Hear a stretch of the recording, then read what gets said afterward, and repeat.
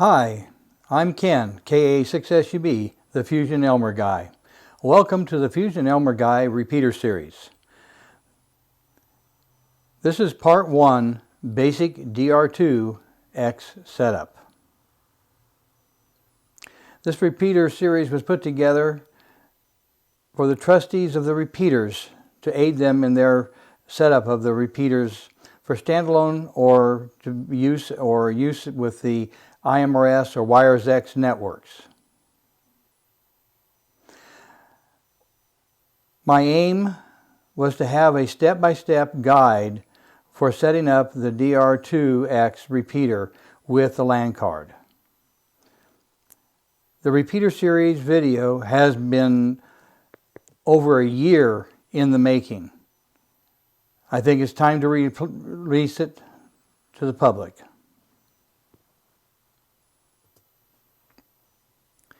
It takes a team of dedicated individuals to create this network like this. Also, my many thanks go out to all the people that helped test our system as we went through step-by-step testing different phases. I would also like to thank Larry, WD8LSN, Troy, KB8GTJ, JTJ, there we go, and Chuck and 7CVR for their many hours of thought and experimentation and doing all the legwork at the other end. There were many days and weeks that we were connected together at the hip via a telephone, testing, trying different things. We have found so many things that we can do, and we found many more things that we can't do. But not everything we found that is workable is in this series yet. I'd like to thank you for watching and hope that this is going to be helpful to you. This is my version of hams helping hams. Understanding the basic setup for your Yaesu Fusion DR2 repeater. I hope that when you go through this, you find something that even if you've already set up your repeater, maybe you found something that you can try differently to maybe solve a problem you might have. If you know anybody that's setting up a system, pass this along to them. Give them a chance to take a look at it. This will give them help. Keep you from making mistakes that we've made during the setup. When we started doing this probably 3 years ago, maybe longer, I'm not sure, can't remember, there was really no information out there on IMRS. When you called, they barely knew what we were talking about. So we were on our own to come up with some type of workable solution, and boy, we've tried all sorts of things. If you have any problems and you have the ability to get on WiresX, my node is 11618. Please get on there and give me a call. I'm also good in QRZ, what do you want to call it there? I'm good there, so you can send me an email. I'll be more than happy to respond and help you any way I possibly can.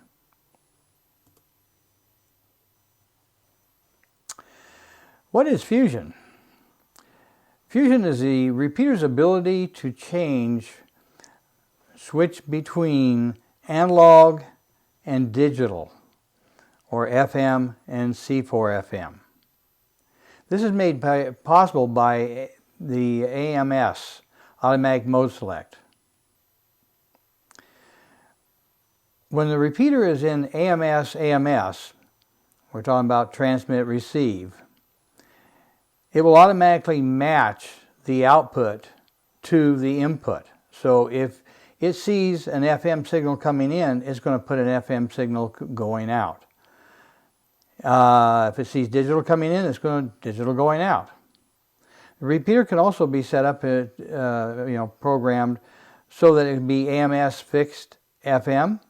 So that would be automatic mode select on the input. So it'll take either digital or FM and output only FM. It can be fixed digital in and fixed digital out. It can be AMS in and fixed digital out. In other words, again, AMS in would be FM or C4 FM into the repeater, but it would always be digital out.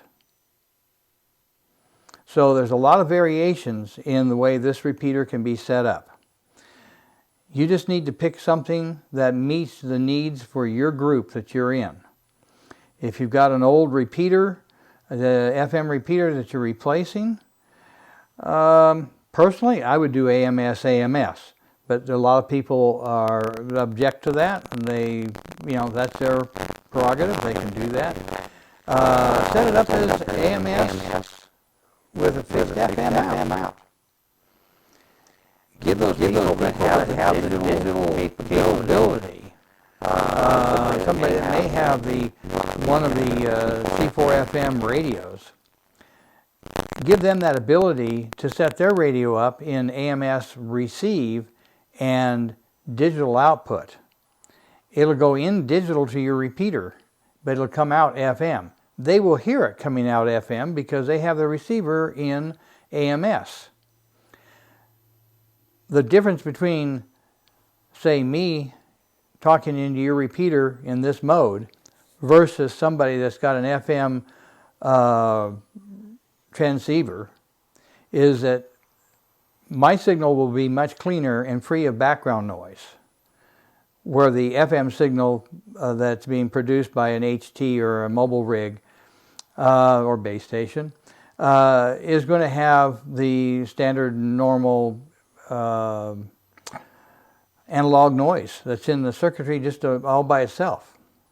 So, but give the people that went to the trouble to buy a good rig, give them an opportunity to use it. So set it up in AMS with a fixed FM out, and make sure that you give them, if you're going to set up a code for your C4 FM, make sure you give them the code so they can use it. And you'd be surprised how much better the quality of sound would be.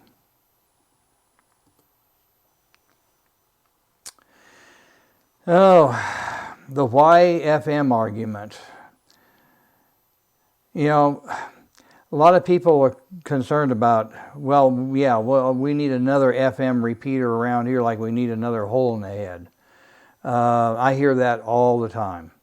I have my repeater in AMS, and I get some traffic. In fact, sometimes just locally right here, we will, just to be off the network, we'll stay on FM.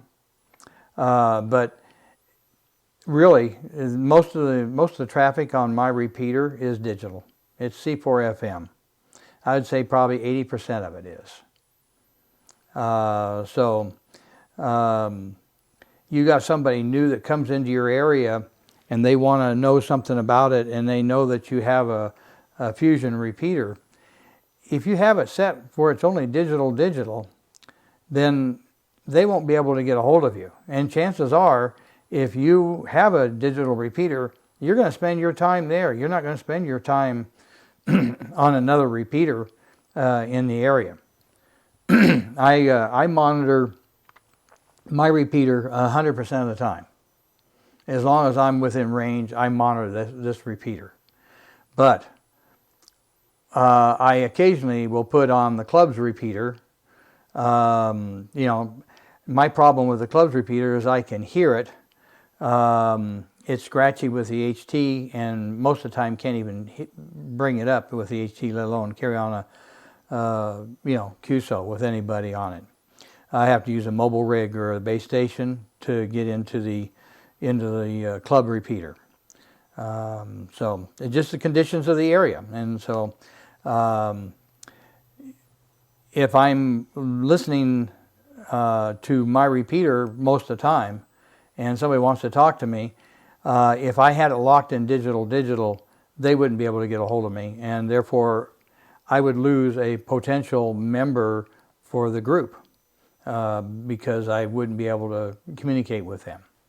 So by doing it this way, it allows them to come in, and I've had people do that, come in on FM and talk to me about the digital setup and how to set it up, and if they happen to have a Fusion radio, we get it set up, and then they're on the air, and after that they're coming in on the digital side because it's a much better quality sound.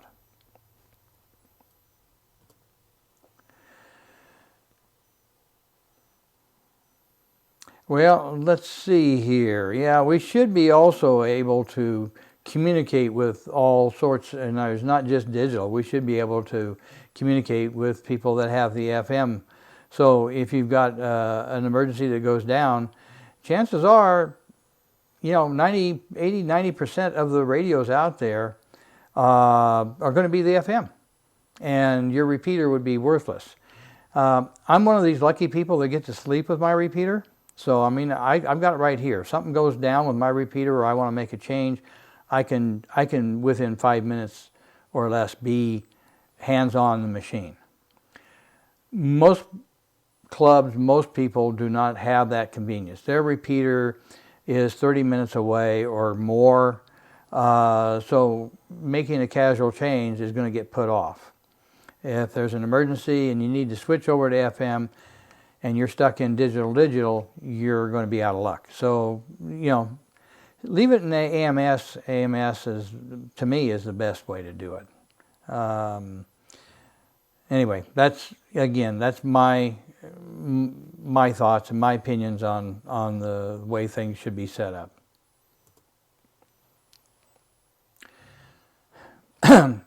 Yeah, things that you need to know.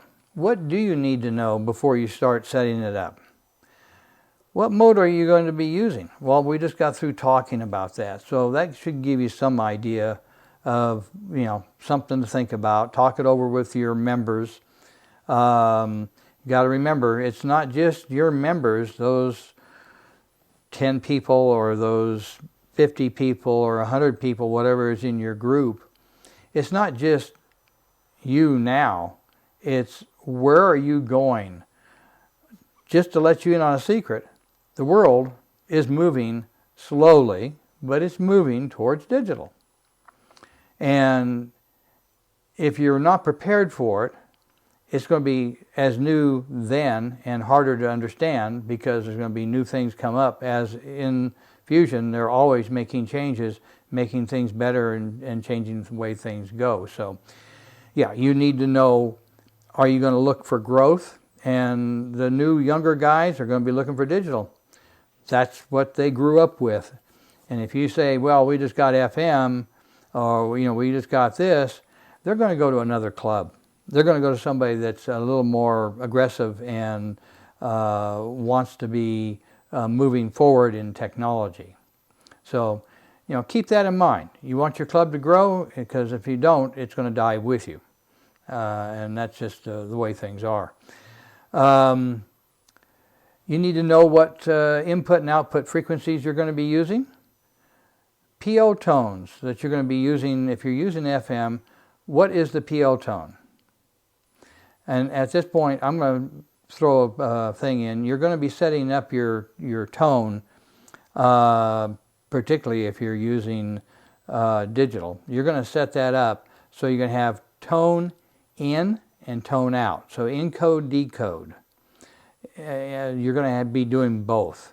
So sometimes referred to as tone squelch or CTC. I can't even say it. I couldn't even say that if I was looking at it. CTCCS, I don't know.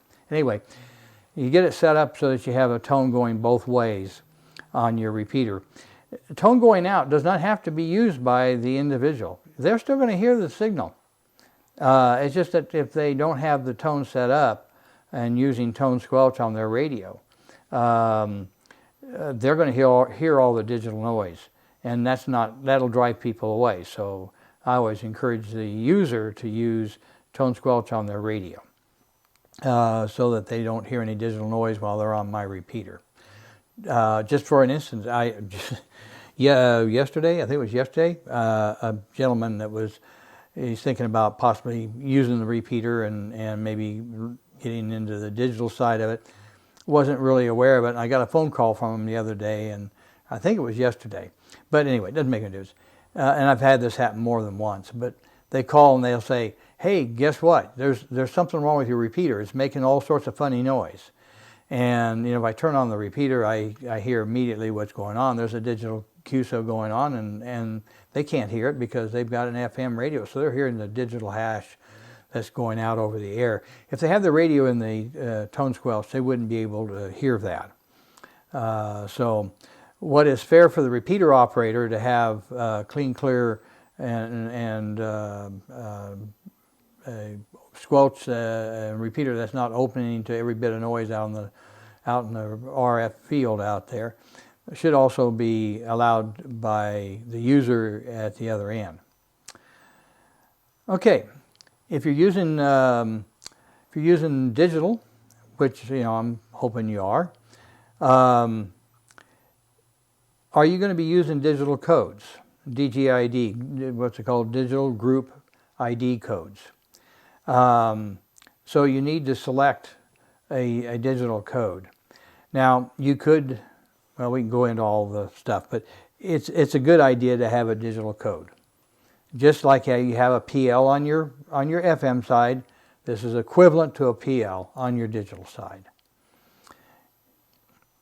Currently in today's world, you can function without it, but grant you in 10 years, you won't, because there are going to be too many of these repeaters out there, and they'll be stepping on each other's toes, guaranteed. Now, is this going to be a standalone repeater? So, you're just setting a repeater up, and you're not going to be connected to anybody in using any linking or anything like this in any way? Or are you going to be using IMRS or WiresX to do your linking? You're going to have that set up, or you're planning on setting that up for that system. That's a more advanced feature, and we won't go into that actually in this part 1. We will talk about it in part 2. So let's move on. Okay, we talked about the planning of the mode of the repeater. So you've got the 4 different modes you can set it up in. Remember, AMS, that's automatically selects whether it's receive FM or transmitting or receive digital. It matches the transmitter to match that. Now you've got AMS FM, so either digital or otherwise or FM coming in will go out on FM. You have FM digital, AMS digital. So that means whether it's FM or digital coming in, it'll go out digital. And then you have digital. So I like I said before, I really don't care for digital because you lose touch with the FM side. Your FM people need to be able to function. And if you do AMS digital, you're sort of in the same boat. It does mean that somebody with an FM transceiver can transmit, and you will hear them. They will, if they don't have a C4 FM radio, they're not going to hear the digital coming back. You won't be able to contact them without somehow changing your radio to a AMS. I will touch on this. There is a way of doing that remotely on the repeater. Again, this is not something we're going to touch on in this part 1 or part 2 or part 3. This will have to be down the road. I'll work on another video to cover that. I've got a whole bunch of videos that are going to be going into this repeater series. Yeah, you have a way of remotely making that change. So you can do that. If you set it up, again, it's plan, plan, plan. You got to plan what you're doing. And that's why we're talking about this before we actually do anything. So part of your planning is, if you want to have that capability, you don't need to know it. You can set your repeater up right now to do this. But somewhere along the line, you're going to have to actually physically go to the repeater to set this up. You cannot set that feature up remotely. You have to go to the repeater to set the feature up that allows you to make the remote changes. And it becomes actually a two-man job to do that. And again, when you do that, you got to have all your ducks in a row, and I can go into a lot more detail, but it's doable, and it works fine. All the nice reasons to sleep with your repeater. Moving on.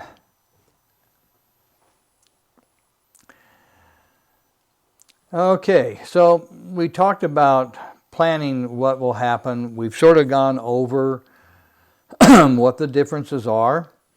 Setting up the repeater in AMS mode. You can go through this. When it goes into AMS, there's three versions of C4 FM. There's digital narrow, there's voice wide, and data wide. And data wide is used when you are sending text or videos through the system, because this system does allow a camera to be attached and send pictures to somebody at the other end. Digital narrow, it's recommended highly that you always use digital narrow. The signal is divided into, going into greater detail than I planned here, but signals divided, bandwidth is divided into two bands. And so you have what's called a voice band and a data band. And in the DN mode, your voice band, the upper band, is sending all the voice. All the telemetry, error correction, everything that you need to make this work perfectly is on the the band B, the other half of the band, the lower band. So when you go to voice wide, they claim that you're going to have better quality sound. I'm not going to argue that. You will. Not much, but you will. What you are going to lose is you're going to lose your data side. You're going to lose your error correction.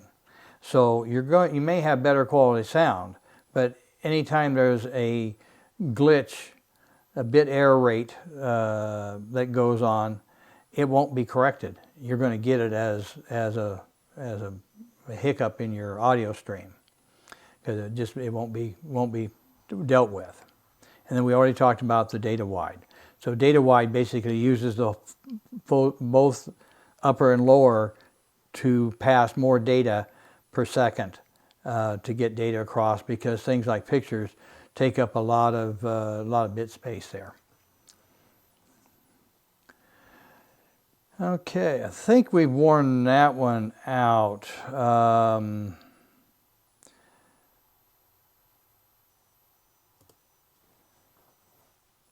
Okay, so then we talk about the AMS FM, and so this is a little bit about this.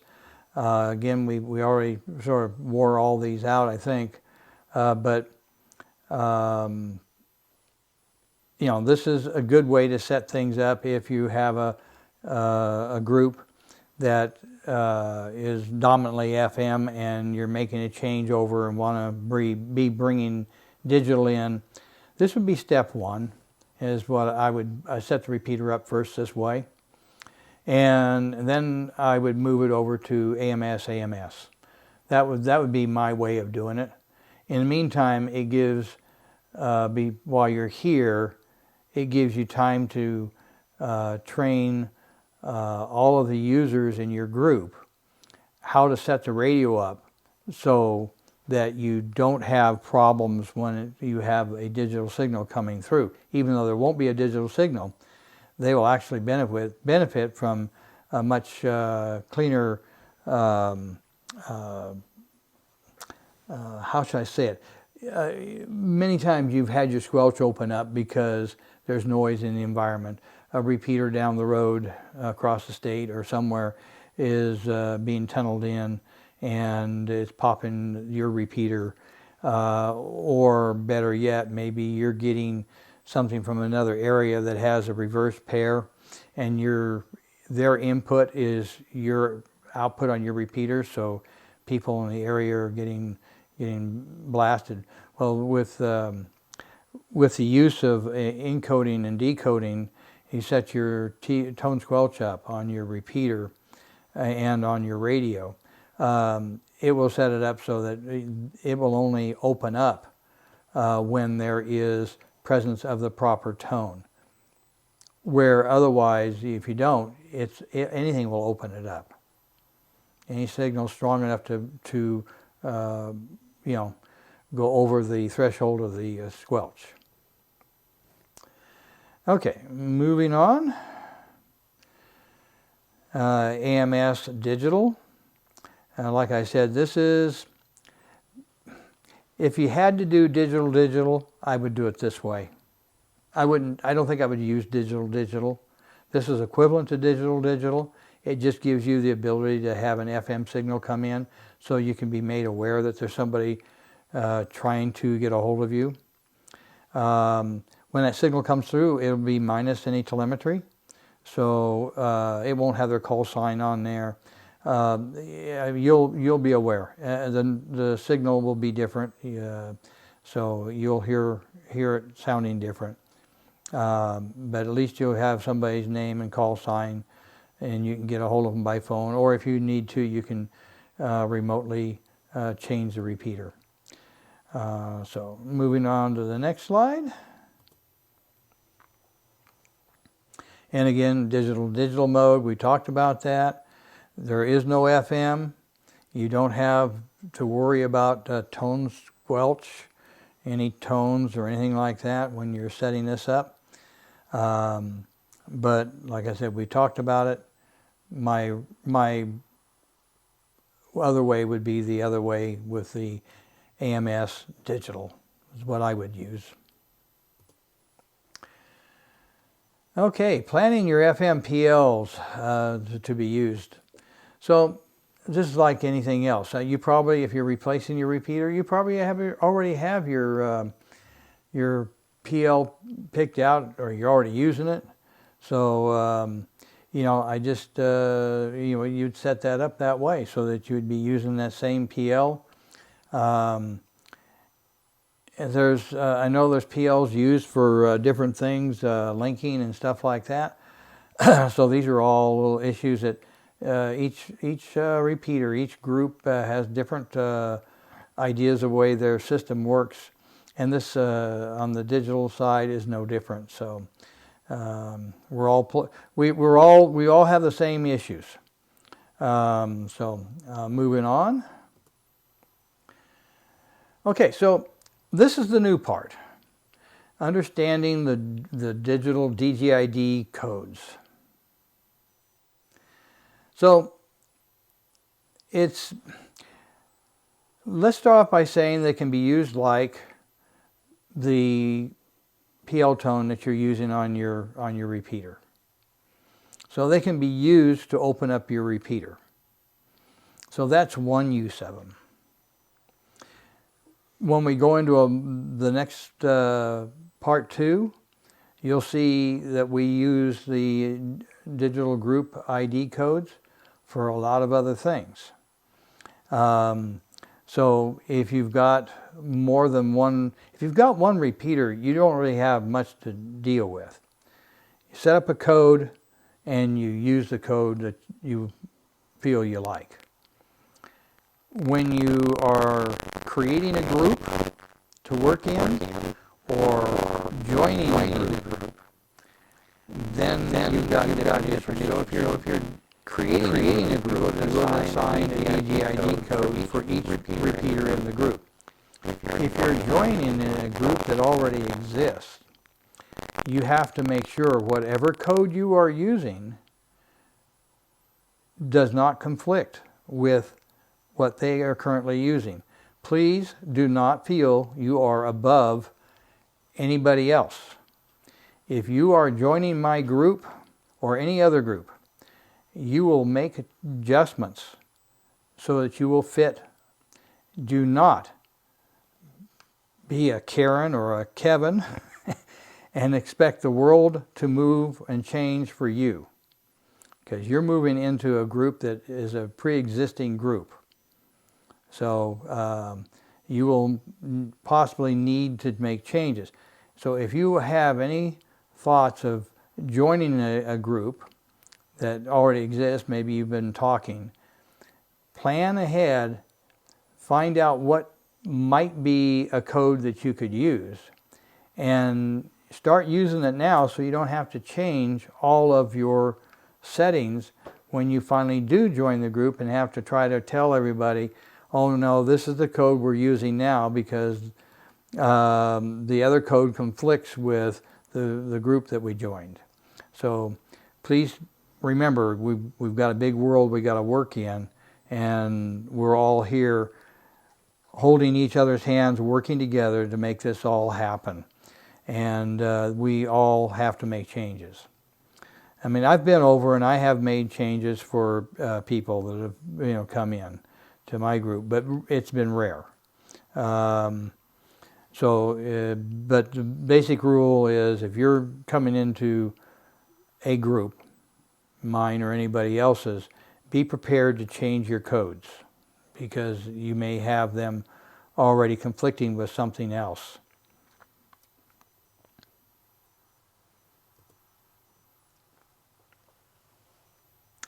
So we touched about part 2. So the other side of this coin is those DGID codes can be used, or well, they are used with the IMRS, the linking system. They're used to steer the repeater from one repeater to another repeater. So, on my system here, I could put in a code, and I'm in Gold Run, California, and I could put code 60 in for my DGID code, and I would come out in Georgetown, Ohio. I mean, that's just the way it's set up. We have these different codes, and it's just like, in one sense, it's sort of like, not quite like Wires Echolink or IPR. What is it? Anyway, All-Star and all those others, where you have an address and it takes you there. This is different because the way it's set up, it's a peer-to-peer system.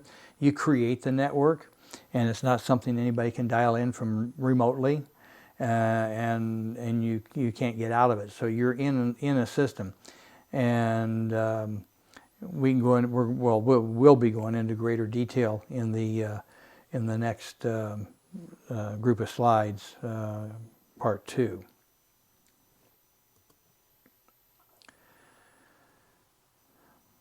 So we talked about already planning to use what DGID codes you're going to be using, to set up the repeater. I think we've sort of gone over a lot of that. I'm going to go over something. If you're doing a standalone, you can set your standalone up for a DGID code of 00-00, or in this case it's receive or transmit 00, receive 00. This means it's going to hear and transmit to everything. So, or I shouldn't say transmit to everything. It's sending a signal out without a code. And on the receive side, it's picking everything up. It's not looking for a code. It doesn't care if you're using 1 or 99. It doesn't, or you don't have a code at all. It's going to hear you, it's going to turn the repeater on, and it's going to be used. this is the quickest, simplest way to be out of the box and on the air in digital in 5 minutes or less. You don't have to, it's one step you don't have to do. If you could drop, programming your PL tone, it would just be that much faster. I mean, to do it, it's probably easier to set up your DGIDs than it is to set up your type of squelch and tone that you're going to be using. Just to give you an idea. I mean, that's the way that works. So it's like I said, this is probably a lot easier. So if you're just going to be doing a standalone, you could do it this way. Again, and I did this way too. So then we created a network, an IMRS network. So then we had to make some changes. And then we created a default group, and when we created a default group, I was forced to make changes because I ran out of workarounds.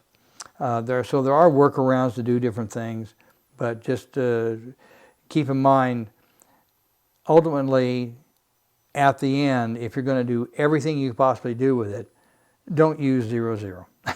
I don't know. It's so tempting, and it is easy. It is easy to make it where anybody can get on in C4 FM without having to deal with that one step of setting up a DGID code. It's no different than me coming into your town and trying to get a hold of somebody and say, what is the PL tone for your FM repeater? You know, you have to ask. You have to find it somewhere. Sometimes it's listed correctly in the repeater books. Sometimes it's not, because again, repeater books don't make mistakes. It's the people putting the information in that do. So if you change your DGID code, if you change your PL tones, please update that information in all the different repeater books that are out there. That's the only way you're going to have accurate information. They have no other way of getting it other than from the trustee. Or users that check in and say, hey, this is the way this one works. Okay, I think we beat that one to death. So let's move on. So we're going to determine what we're going to be using now is we are going to be saying we are doing a standalone repeater. We're going to be using AMS. I'm using my repeater frequencies so that they'll be reflected here. So the repeater, the uplink frequency is 146.325, and the downlink frequency is 146.925. That's your 6K split. And then we're going to be using, for signaling, we're going to be using CTCSS. There we go. I'm looking at it and I can say it. Anyway, so on FM we're going to be using 71. So this means, and we'll go over this. I won't go over it right now because we're going to be going over it. So we'll be setting this up that it'll be on both the receive and the transmit side. And the DGID code that we're going to be using, because this is going to be using standalone, we're going to try to make this simple. As I explained before, probably not the wisest idea, because somewhere along the line you're probably going to kick it. But anyway, 0000. Okay. So when you're going through and doing this, let's see, FM versus fusion in the setup. Okay, yeah, mode select and the DGID codes are the only thing that are different when you go to set this up. So we've eliminated that one step by leaving it at 00. And mode select, we're setting that up as AMS, so it will take care of anybody using FM or digital. So we're going to move on to the next slide. Okay, so setting up your repeater. We're going to be setting up the mode. So when we go to set up the mode, we're going to be looking where it says auto, and in red on A. Now A, I'm going to have to get a little further in here. We have an A band and we have a B band. Okay, so it's sort of like, but not quite, two repeaters. So we have two receivers, is what we have. And so we have the ability to receive simultaneously two signals, one on A side and one on B side. It's common practice to set your repeater up on A side. Not that it can't be set up on B side. There are reasons why you would. There are some reasons why you would want to do that. But those are rare. I only know of one person that's doing it that way. You can, if so desired, you can actually really make this into two repeaters. You do have to purchase another transceiver.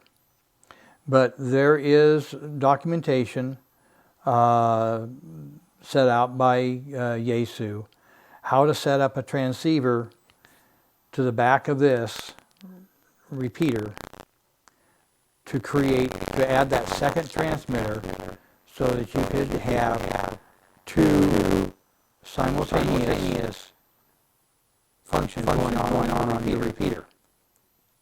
Okay. So that ability is there, and you can do it. But again, that's getting advanced, and so we really don't want to. You can look there later on, but let's just move on here. So what you'll be doing is you'll be pressing the fixed or auto. We're going to be pressing auto, and when it's an auto, it may go to digital. I don't remember which way it goes, but you'll see where it says digital. What all does it say down there in small print? Voice wide, data, and FM.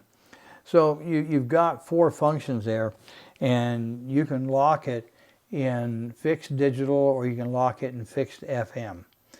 And in AMS, it just means it switches back and forth. And if you're watching the repeater when it's functioning, you can see that little thin red bar or yellow bar in band B. You can see that switching back and forth, going to whatever it senses coming in. It'll switch back and forth, unless it's in fixed mode. Now, band B I have in fixed mode digital. And so it won't be switching back and forth. I mean, if an FM signal comes in there, it's going to ignore it. It's not going to see it at all. So hopefully that's been some help. Let's move on to the next slide here. Setting up the power level right there on the screen. To get here, you need to, and I didn't actually do a finger press on this, but to move there, you do need to press the A when you're on that previous screen, and when you press actually you don't press the A, do you? You press set A setting or something like that. Set up A, and then you get this, and then you can press the power will show up. You set your power level low, medium, high. If you have an antenna set on it, well, of course I wouldn't do this right away. I'd be waiting until I had the right frequency in there. But you could go in and set your squelch. If you had an antenna on there and set on the right frequency, you'll be able to sense the noise, the RF noise in the environment, and set the squelch level. And that's done right there on this screen here.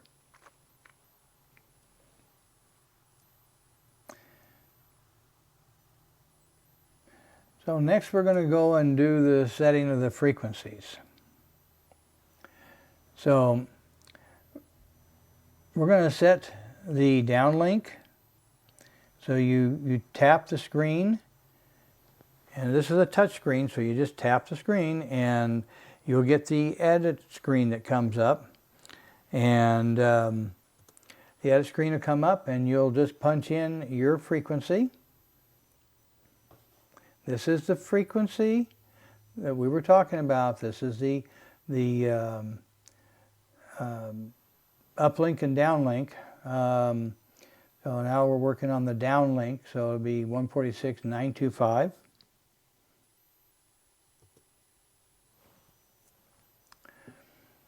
Okay, so we have that downlink frequency set up. And then we tap the uplink, and we're going to do the same there. You'll get the edit screen that comes up, and you're just going to type in 146.325 and or whatever frequency you happen to be using, and then that's going to set that up in there, and that'll be good to go. So next we want to set up the signaling. So we will need to press the F button in the lower right. So in the lower right you press the F button, and this is the screen you're going to get. You're going to see where in the upper left it's going to say signaling. Press signaling and you're going to get another screen that comes up that's going to allow you to set up the signaling on receive or transmit. And as you can see here, you can actually set up two different PL tones. You can have one PL tone for the repeater, that's the receive PL tone. So you can have that set up. So that's one PL tone. And then you can set an entirely different PL tone for your users to use for their tone squelch, if you so desire.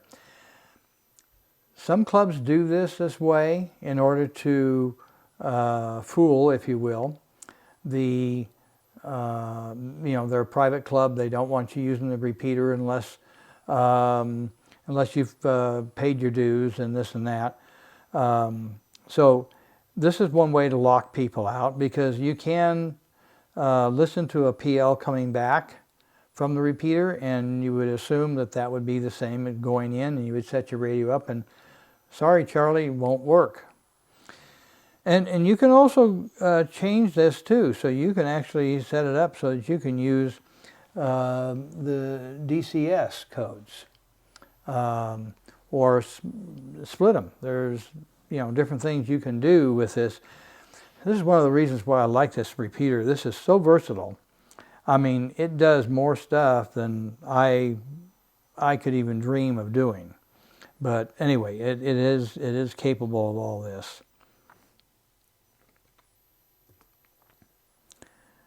So to set up the signaling, we went through and set that up. Now we're going to, what type signaling are we going to use? So down where it says SQL, you're going to press that button down there, and I'm not sure how that is shipped. I can't remember whether that's on or off. I think it says tone off when it comes from the factory. But when you press that, that's going to open that up, and now this is the screen you're going to be looking at. So now you can take and you receive. You can make it tone. You can make it DCS. You can change whatever you want there. This is where you would make it. So if you wanted to have, say, on the receive, maybe you want DCS. So you put that on the receive, but send a PL tone back to your users. Well, then when you go down to the next line, you'd tap that and you would change that to tone, which is where it's at right now. And that's how you would accomplish that cross of signaling information.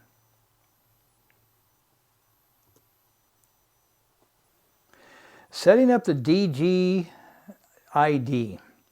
Now, in the screen, you can't really see it very well because my finger's over it, but that button has two positions. There's a DG-ID, there's a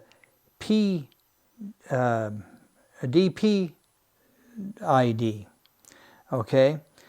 If you tap the button, it switches. So before you press and hold the button to do the select, you need to make sure that it says DG-ID. Once it says that, if it doesn't, you tap the screen. But once you say it does that, you press and hold that button for approximately 1.5 to 2 seconds. And when you do that, you're going to get a new screen. And here's the new screen. Now, this screen is going to be where you're going to set up your DG-ID local code. So you see down in the bottom on the lower right half of the bar down there, you have an up arrow and a down arrow. So you'll want to take, and the 00 is highlighted, and you'll want to take and move that number to whatever you want to use. Now, we already determined we were going to use 00. I went through this exercise so you know where it's at and how to change it if you so choose to use something other than 00. But it comes from the factory set for 00. So you will just leave it alone and not really worry about it. Now, the other little box right there, actually what you need to do is you need to tap that line. I got to get ahead of myself here. You got to tap that line, and when you tap that line, you're going to get this screen here. Now you do the up and down arrow, and that's going to give you the DG-ID change. So you're at this point going to leave it at 00. Now, if you tap the next line where it says name, you can put in there the name of your club, or you can put down what location the repeater's at.